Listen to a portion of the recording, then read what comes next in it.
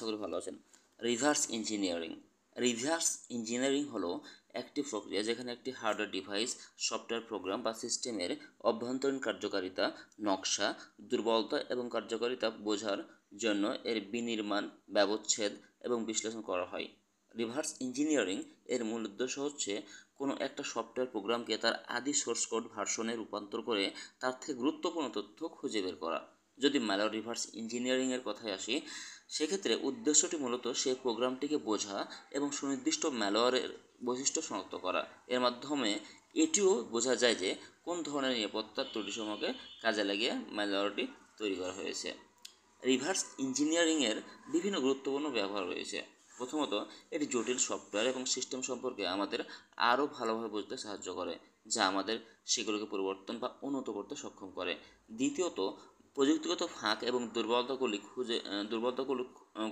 খুঁজে বের করা অপরিহার্য, যাতে সুরক্ষা ব্যবস্থা উন্নত করা যায়।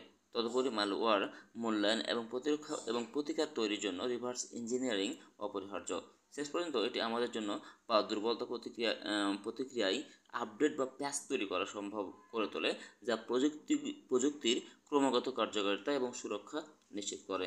Thank you for watching this video. Thank you.